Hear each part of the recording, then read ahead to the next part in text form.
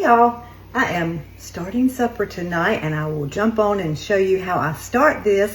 I'm cooking a new recipe from our fall winter season's best cookbook, and this one is a stuffed pepper skillet.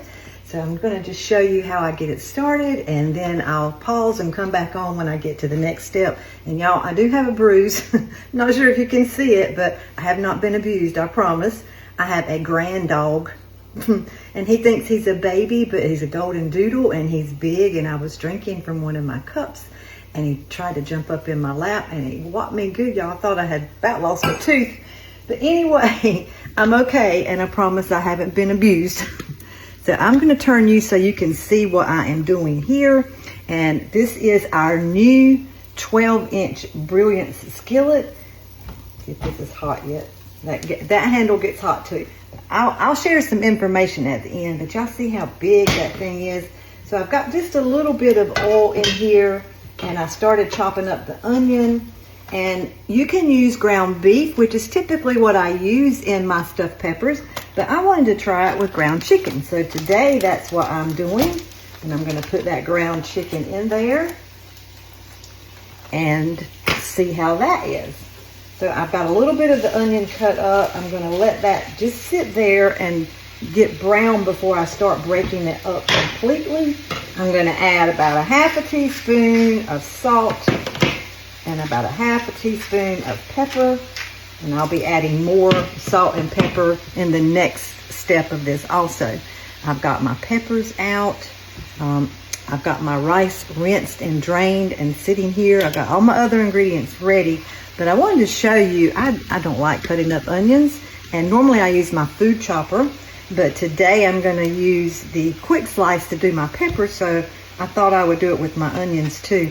So I've got a couple slices from my onion. It said a small onion, and my onion was big, so I just took some and sliced it off to get these little rings. And then you just put this down and rock it. And just like that, I have all of these sliced onions. I'll put them in here so you can see them better. Get them all out. I love using the quick slice. It just makes slicing everything so easy. It's got 11 very sharp blades, so you never want to tap it from this end to remove your items. Either take, like I just did, a knife and push it off, or push down from the top, because that bottom is very, very sharp. So what I will do now is just kind of let this start simmering and get all ground up together, and then I will come back on and show you the next step. Y'all stay tuned. I'd already done this, and I thought I should have showed you.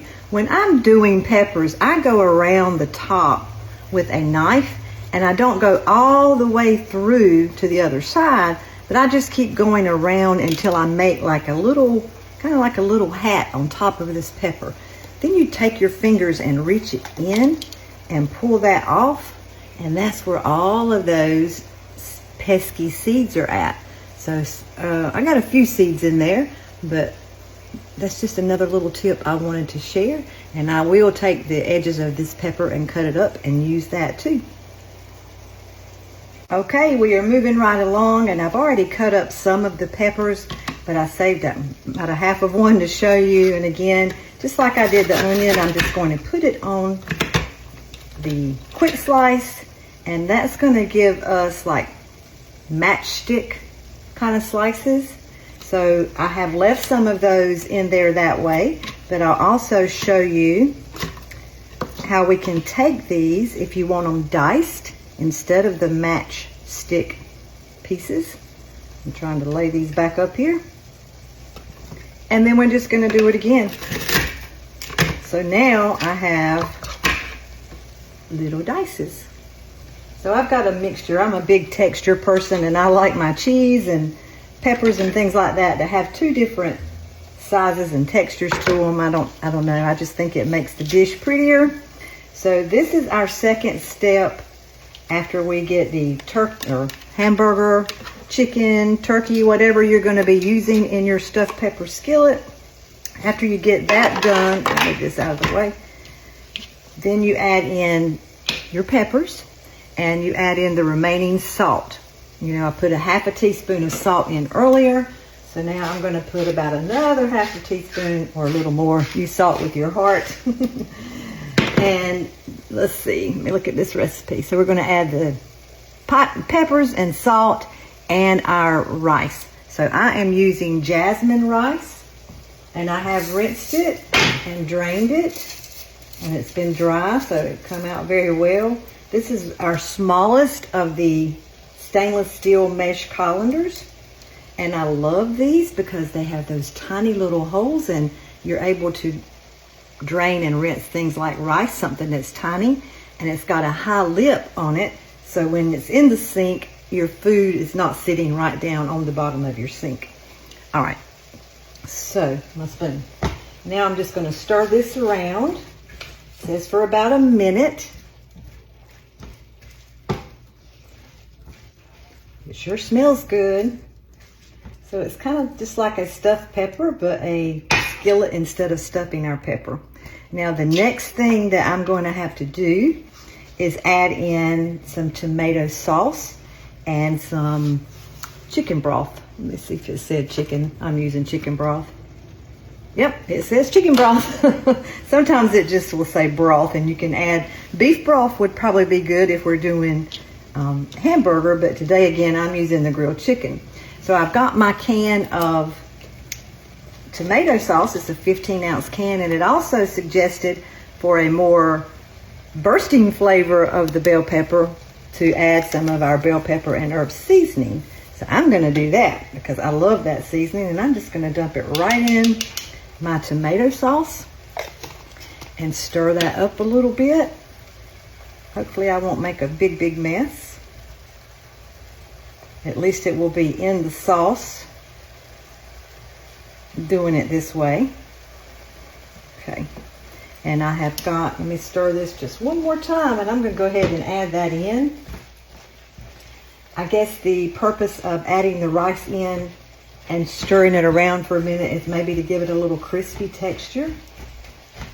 And this is our mix and chop spatula. I'm sure all of you are familiar with our mix and chop that we've had out for years, but I'm loving this one that's in a spatula because we can dip things with it, and it's got drain holes if needed. All right, so I'm going to go ahead and add in my tomato sauce. I should have got my scooping spread, make sure I get all of that out.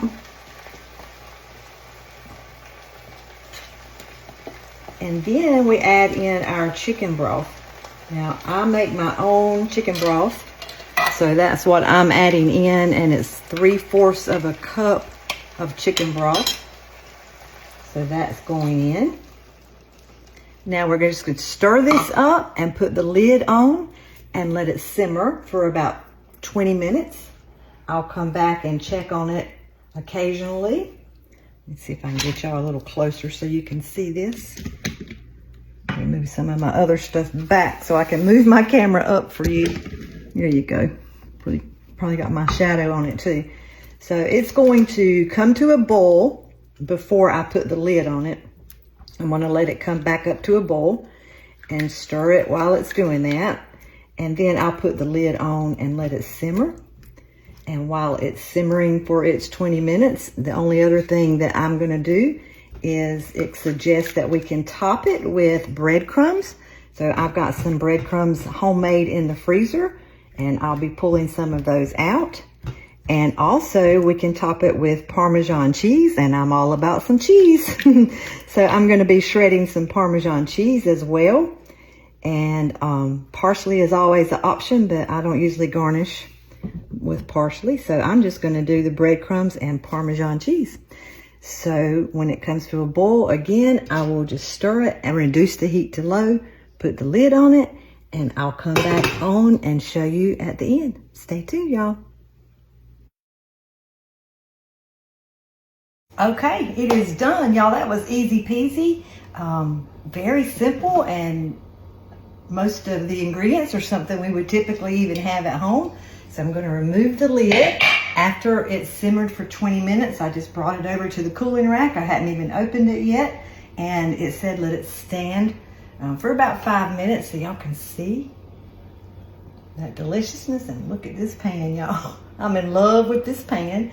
So I have already got my breadcrumbs out. I dipped some out of one of my freezer bags. So I'm just gonna take them in the silicone prep bowl just because I love this bowl. You know I do, if you've watched me often, because it's lightweight and flexible, and it's got pour spout, measure markings.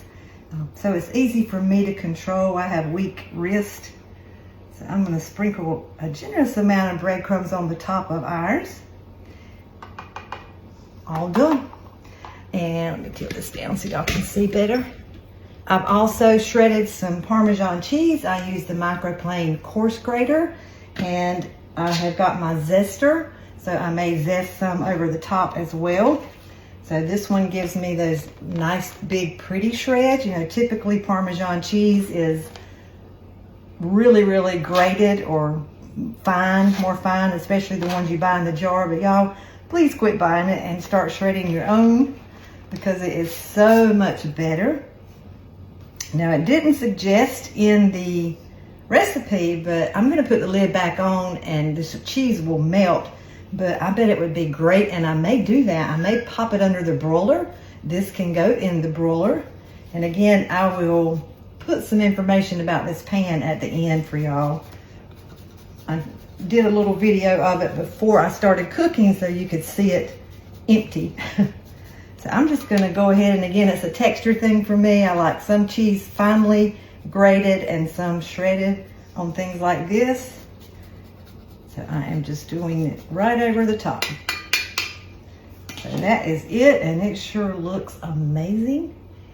So I'm gonna let it sit, and I'll decide if I want to put it under the broiler or not. And I'm just watch and see how it melts once I put that lid back on. I'll go ahead and do that. And even the lid is safe in the oven too, y'all. I'm loving this. It's 10-year warranty on this cookware. It's an investment, but it's one that's gonna last you a long time. All right, so y'all just look at the end for a video of me showing the inside of this pan before I started cooking, and then the finished product after it all melts. I'll dip some out on the plate and take a picture so you can see. Thanks for watching, and y'all have a great night. Bye-bye. I tasted it, y'all. It's delicious. So we are ready to eat, and I did take some pictures, but I just wanted to do a video. I think that shows it a little bit better than my camera pictures do. So we are ready to eat, and it is scrumptious. I will share the recipe in the comments for you.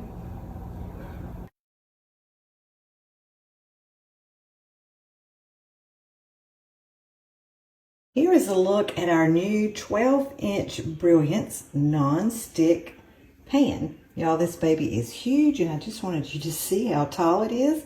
I've got one of my 3-cup glass prep bowls inside, which is about 3.5 inches tall. So I'm going to put the lid on. It comes with a lid, which is wonderful. It is 4-quart capacity. It has a 8-layer construction with an aluminum core on the bottom. 10-year guarantee. The pan and the lid are both oven safe. And this is also a pan that is safe for glass or ceramic tops, electric stove tops, gas and induction tops.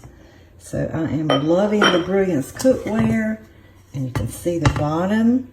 That aluminum coil distributes the heat evenly, and I love that it sits flat, but it is huge.